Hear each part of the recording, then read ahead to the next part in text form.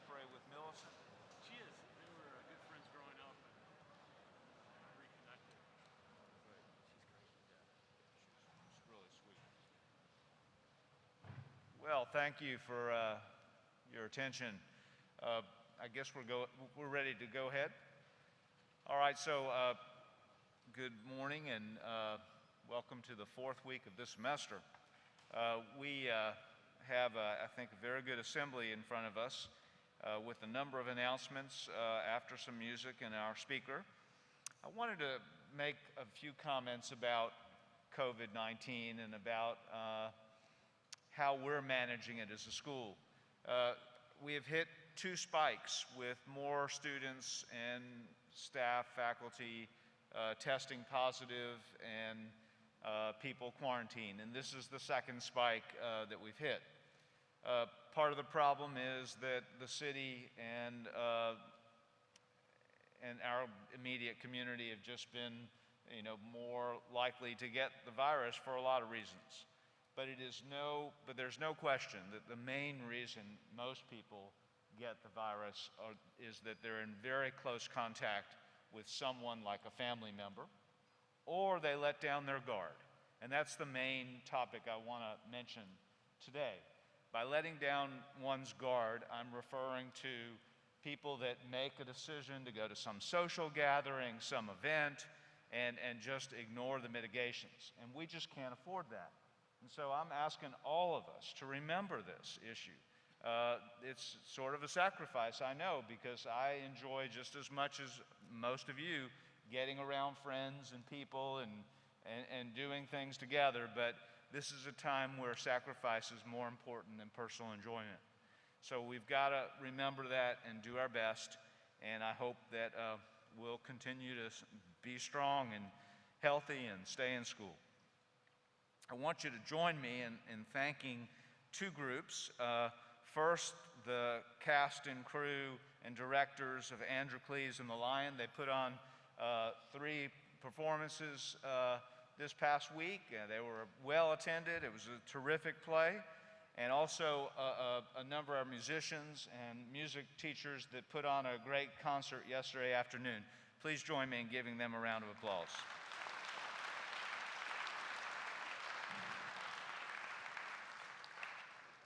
And we now have some music that we heard yesterday afternoon at that recital. Let's see, Morrow, Jason, Devin, and Joseph are in front of me, and they performed in a quartet, and they're going to play for us an arrangement by Charlie Parker called Anthropology. Let's give them a round of applause welcoming them.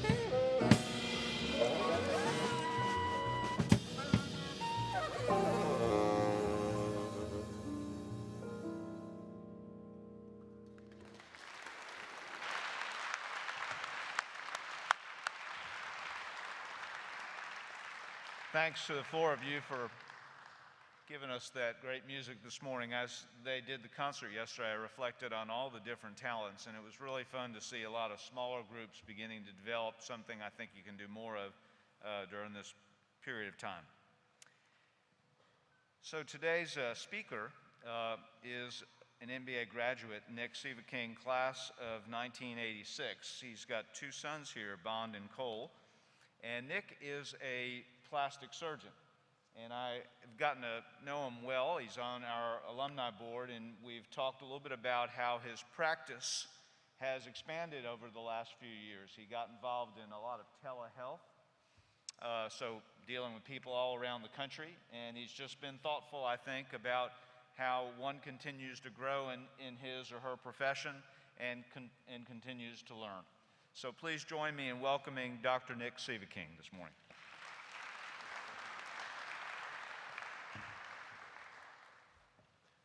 Well, thank you, everybody, for having me out and listening to me this morning.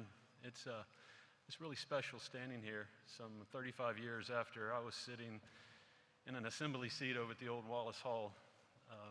And it's especially cool because my two boys are here now. And thank you, Mr. Joya, for asking me to speak about how my practice in plastic surgery just continues to evolve with technology and innovation.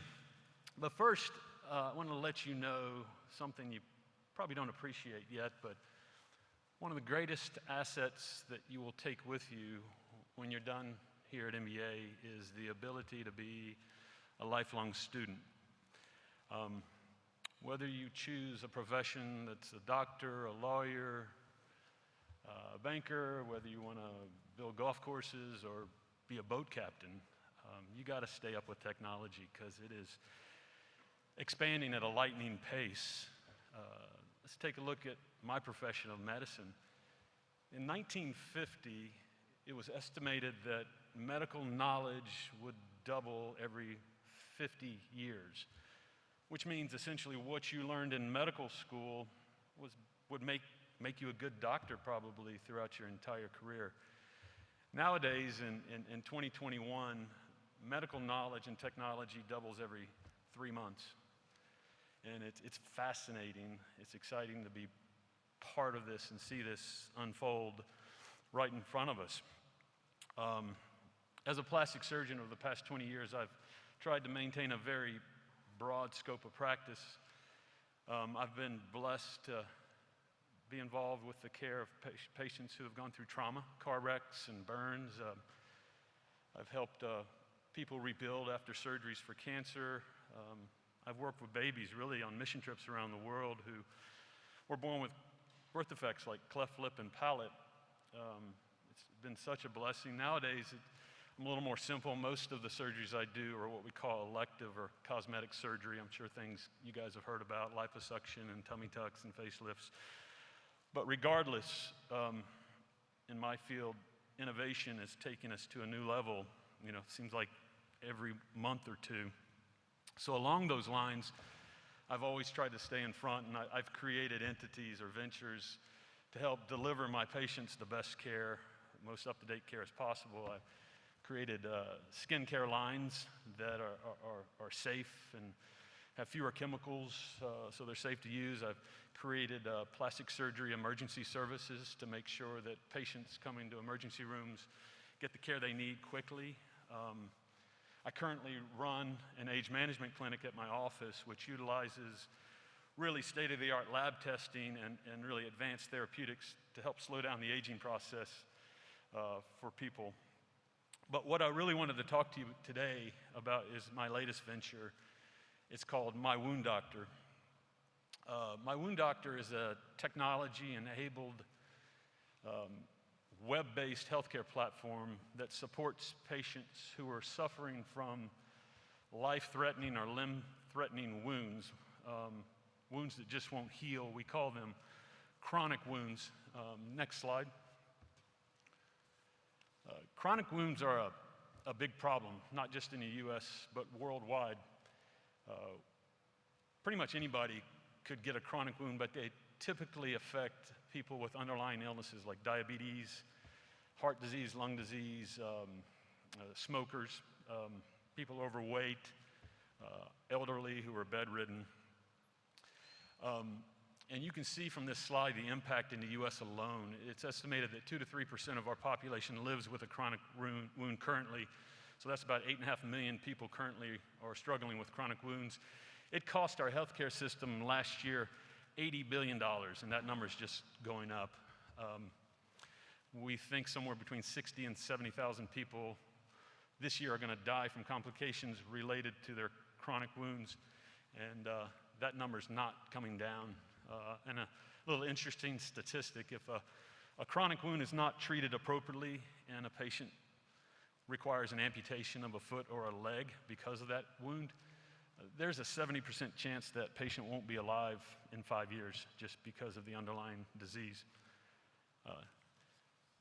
So despite all the advancements in technology and everything we know about wound healing and what causes wounds and all this money we're spending on wound care, the problem's not getting better. Next slide. So how do we take an individual, and pardon me for these slides, I hope I don't ruin anybody's lunch. I tried to tame it down a bit because we see some pretty bad wounds through our console. But how do we take this patient in the upper corner who's had this diabetic foot wound for over 3 years, obviously risking his limb, interfering with his life? How do we take that patient and in 3 months, like we did here, get him healed and get him back to his daily routine? Or the patient in the other photograph, how do we take that patient who at an outlying community hospital had a complication from surgery, a bad wound infection, and was in and out of the hospital getting this wound treated? How do we take that patient and in 2.5 months heal him at home and get him back to his life? Next slide. Well, the answer is technology. It's virtual care. It's digitally touching patients every day, which is not possible with our current system. We call it telemedicine. So my team and I, we've developed apps that are available for iPhones and Androids. We've created English versions, Spanish versions, but what these apps do, it enables the caregiver, the patient, a loved one, a neighbor, to take a picture of the wound, enter the pertinent information that we need to come up with a care plan, and transmit that data to us. And my team then evaluates these wounds as they come into what we call our care console. And what you can see from this slide is we don't just see a picture. We get a lot of information about the patient. Are they diabetic? Do they smoke? What medicines do they take? But the software in our application also measures the wound precisely, the circumference. And that's important because we can make sure that our therapeutics are making that wound smaller and progressing towards healing. The other analytics of our software evaluate the health of the wound bed and the surrounding skin. So obviously, you want that pie graph to be totally red. That means it's a healthy wound. If it's black or green, that means you got a lot of work to do. Next slide. So based on the data we receive through our console, we prescribe a treatment plan for a patient. And these plans are based on a few dozen protocols that I've written, that I've used through the years for my patients, that I know work, they're easy to deploy, and they're very inexpensive. So we send out a care plan, but we not only send out a care plan, we send out the exact supplies that that patient or their caregiver needs to take care of that wound for 2 weeks. They come from our fulfillment center in Pennsylvania. From the main ingredient down to the Band-Aid, they get the supplies delivered overnight to their home. In the box of supplies, there's written instructions on how to care for that wound and how to use the supplies. Through the app, they'll get a digital care plan, and embedded in the digital care plan are little hyperlinks under each step of the care plan that are short little 30-second video clips that I've created to show patients how to do wound care, how to apply a dressing. So education is key in our platform. Next slide, please. So this is a little cartoon on how it works. So that first station is the point of care. That's the patient with the wound, and that's the caregiver. They download the app, the picture is taken, and then it's transmitted to our care team. Next slide. So that's our care team, which honestly consists of 3 nurses, 2 doctors, and I got 2 business guys. So we have a very small team. We evaluate the data, evaluate the wound, and we issue a treatment plan back to the patient. Next slide. And that treatment plan, the protocol goes to our fulfillment center in Pennsylvania. The package of supplies are put together for that patient specifically. And then, no, we don't use drones, maybe one day soon, but that, next slide. That package is received by the patient and the caregivers with written and digital instructions and videos on how to use the products. Next slide. So this form of virtual wound care is actually providing more solutions than traditional healing. We're educating patients, we're improving their quality of life, we're empowering patients and their caregivers to take care of themselves. It's solving the problem of transportation. I mean, people need wound care every day, but how many people can get in a car and drive to a hospital every day, particularly people who live in remote areas? And what we're seeing with our data, and right now we've taken care of over 5,000 wounds, is that we are getting better clinical outcomes. People are healing at a higher rate, they're healing more quickly, and they're healing at home, which is important. And what that does is it lowers costs. We did a financial analysis of our first 5,000 wounds, and it's costing about $21 a day for us to provide care, and that's our consultation services and the supplies. I mean, do you think about it? A transportation cost alone, say we have a lot of clients in prison, to put a prisoner in an armored vehicle with 3 guards and transport him to the hospital, in and of itself costs somewhere between $2,500 and $3,000. So that's a lot of wound care if we can keep the patient from having to go to the hospital. Next slide. So this kind of summarizes where we're at these days. This is our customers. Like I said, we have 2 physicians, we have 3 wound care nurses, 1 in Pennsylvania, 1 in Tennessee, and 1 in Mississippi. Our other doctor, other than me, is in South Carolina, and I have 2 operations people that help run the company. We are currently in 22 states, and that number is growing every week. Our main clients are prisons. We service about 180 state prisons and do their wound care. We got about 50 county jails. We do a lot of work with home health in several of these states. And I'm excited, we just launched on a Native American Indian reservation in Oklahoma, the Creek Nation. There's about 80,000 natives who get their health care through the nation.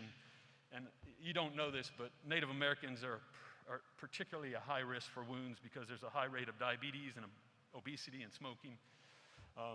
So I got high hopes that we're gonna really heal some people on the reservation.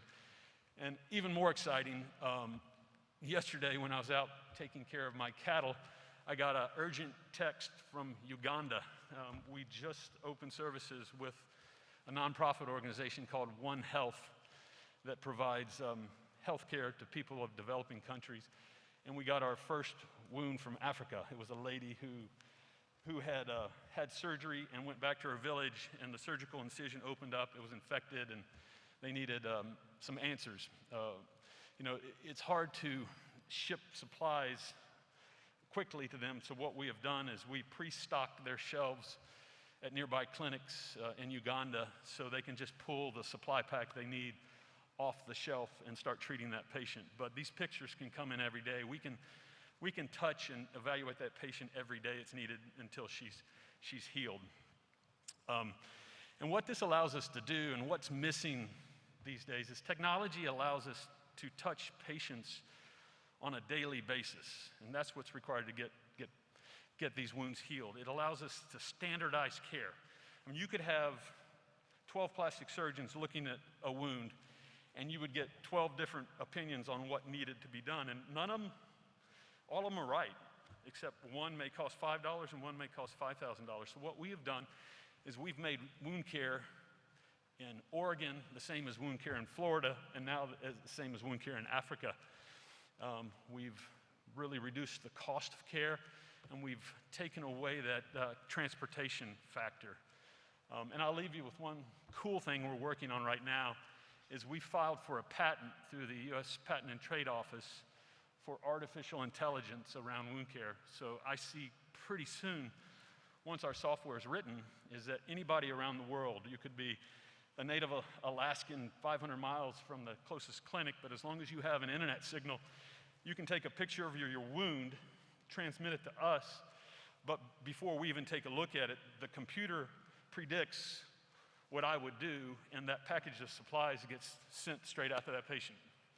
So really, the human input is just to oversee the computer and correct any mistakes the computer may make, so one day that computer is 100% accurate. So anyway, that's what we're doing, and I really appreciate your time this morning. Thank you.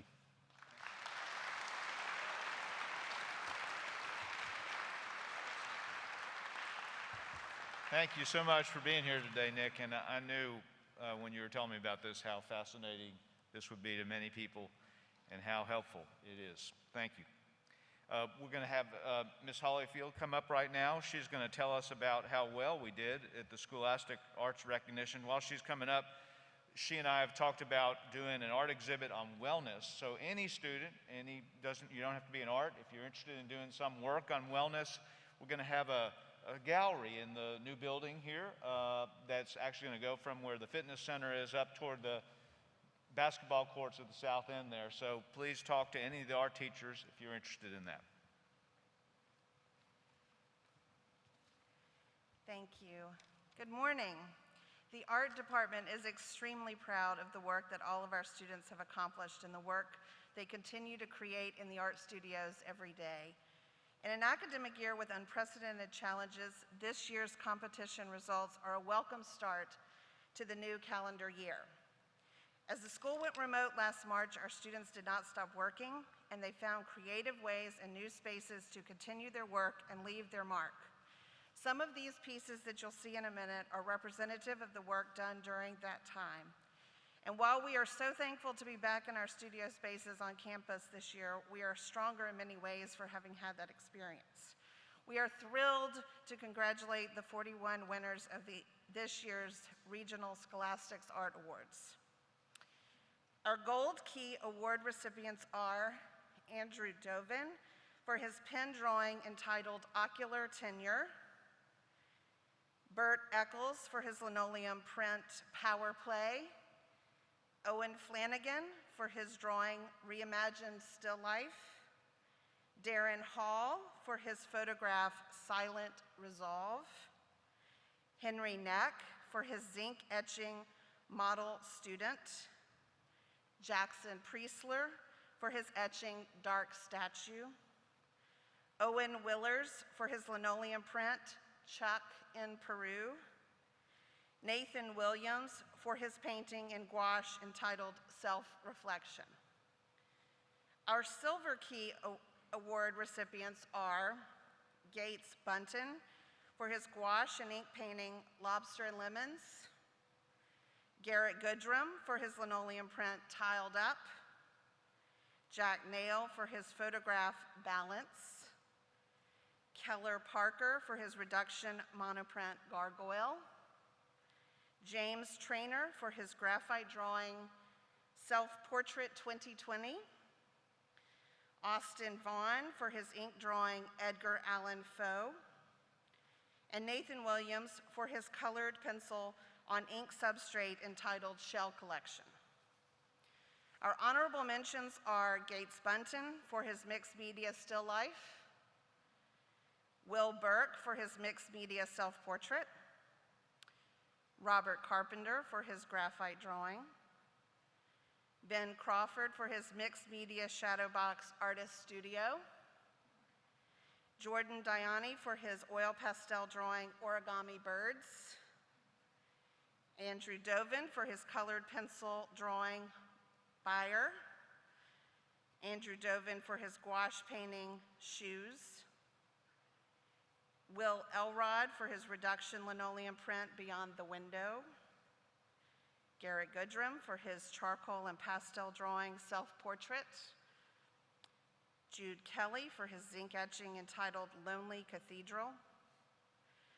Andrew Lynchner for his mixed media work Assembled Jaws. Nicholas Lucas for his tempera painting entitled Discarded Wrapper. Nicholas Lucas for his colored pencil drawing Me. And Nicholas Lucas for his drawing in oil pastel entitled Parrot. Jack Nail for his photograph Jump. Sam Nissen for his oil pastel drawing In My Room. Sam Nissen for his reduction linoleum print Stoop Still Life. Isaiah Perry for his colored pencil portrait entitled Just Me. Jamie Sawyer for his oil pastel drawing Endangered. Max Scheel for his mixed media piece entitled Soaking Up the Sun. Makanico Sharp for his colored pencil drawing Guarantee. James Traynor for his land art entitled Ethereal Meditation. Thomas Vargason for his zinc etching Airport at Dawn.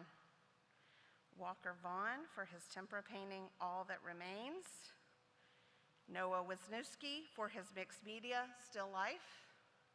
And Noah Wisniewski for his zinc etching Up Close and Personal. And we would like to thank Mr. Joya and Dr. Fuller and the entire MBA community for your support of our programs. We are especially grateful to all of our art students. Your continued drive during this time inspires our best every day. Thank you.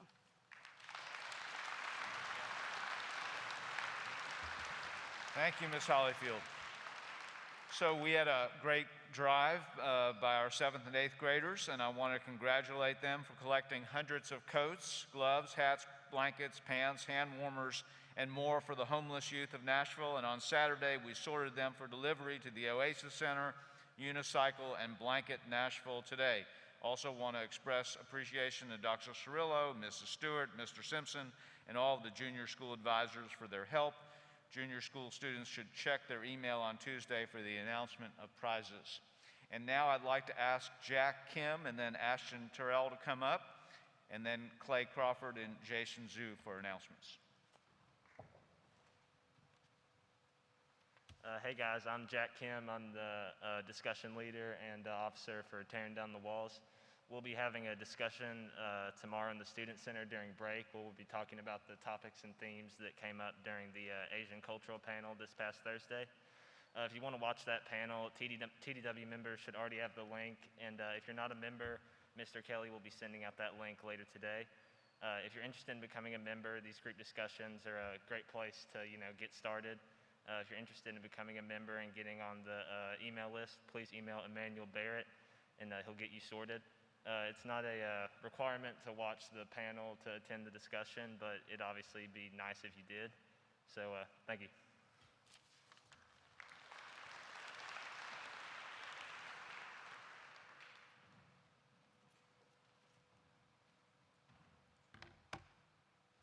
Hello, I'm Ashton Terrell, president of the African American Studies Club. I wanted to tell you all that we are bringing back our Movie Day event this year, open to the high school students. This Sunday, January 31st at 3 p.m., we will be presenting the movie Best of Enemies in accordance with Black History Month. The Best of Enemies is a movie based on the true story of Ann Atwater, a civil rights activist, and C.P. Ellis, a leader of the Ku Klux Klan. It highlights the rivalry between them that ensues over a battle for the desegregation of schools. This rivalry starts an unlikely relationship between the two, which leads to revelations for both. We'll be starting the movie around 3 p.m. on Sunday in the Lowry Building. A Google sign-up sheet will be sent out before the end of the day today. Due to COVID restrictions, we are only allowed a limited number of people, so please only sign up if you are 100% sure that you can come. And if anything changes after you do, let me know. Thanks, and we hope to see you there.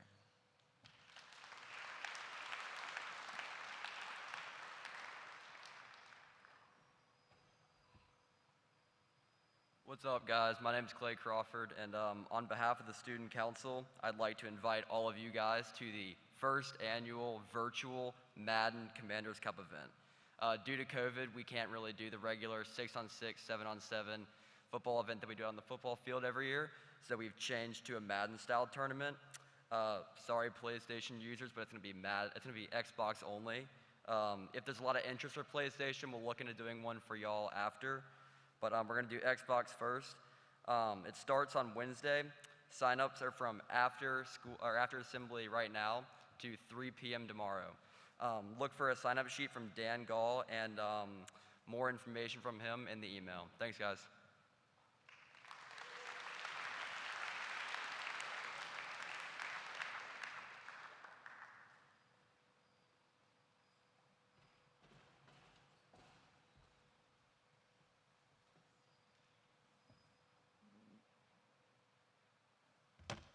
Hello.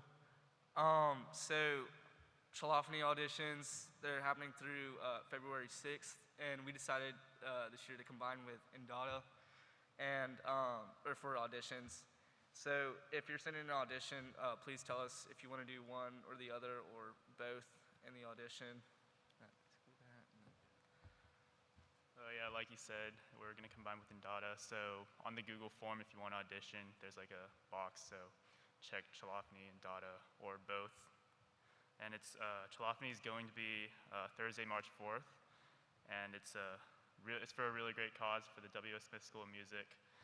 And it's going to be in this event center. So there's going to be a lot of seating, as we see right now. But make sure to pre-order the tickets when we get them up. So hope to see y'all there or on the live stream. So thank you.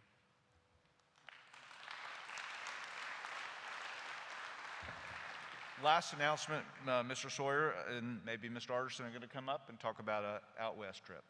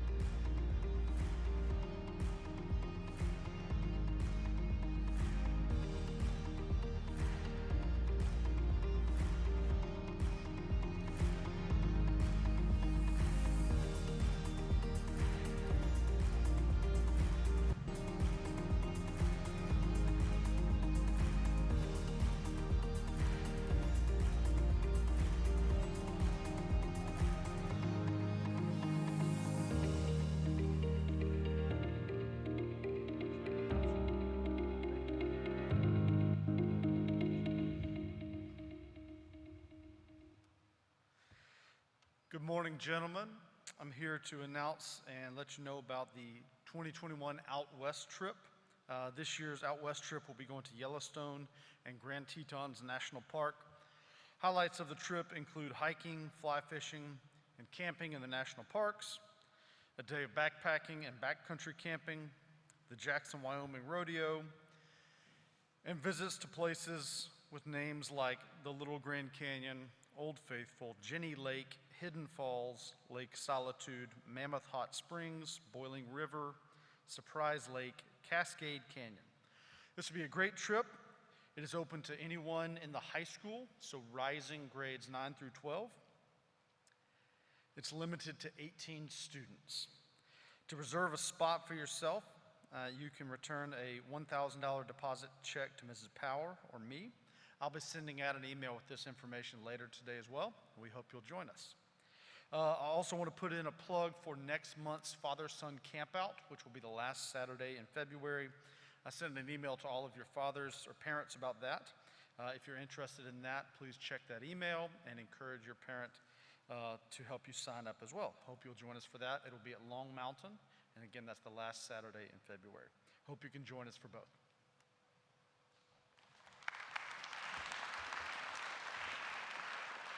The debate team had 2 more teams qualify for the Tournament of Champions this past week. And congratulations to senior Don Pierce, juniors Gene Herman and Asher Maxwell, and sophomore Chandon Klimico for earning their second TOC bid by reaching the finals of the Westside Omaha Tournament this past weekend. Also, congratulations to Joseph Hastings and Lennox Leverett for advancing elimination rounds for the first time at a national tournament. The Tournament of Champions will have only 68 teams compete. NBA will have at least 3 at this point. This past week, our junior school basketball teams won 4 games. The wrestling team took on Ryan, lost a tough match, 48-21. Varsity wrestling took on BGA and defeated them 64-12. The 9th grade wrestling and JV competed in the city championships last weekend. David Billette finished 3rd at 113. Nate Holder finished as the city runner-up in the 160-pound division. Eric George and Jake Frazier both finished 1st in their weight classes. Ethan Clint and Reed Sullivan both placed 2nd in their weight classes. The wrestlers take on BA this Tuesday night. The Big Red Rifles finished 2nd among junior teams in the 3rd week of the Plattsburgh Gun Club National Small Bore Tournament. Varsity hockey defeated JP2 3-0. JV hockey defeated the Tennessee Outlaws 5-2. Many of you know that we are in the semifinals of the tournament for hockey. It's tomorrow night at Bellevue. Unfortunately, they can't have fans except for the limited number with players' families. But we have a stream live to watch it and hope you will watch it, and appreciate especially your attention today. You've been great. Thanks for a longer assembly, but your close attention. Have a good week.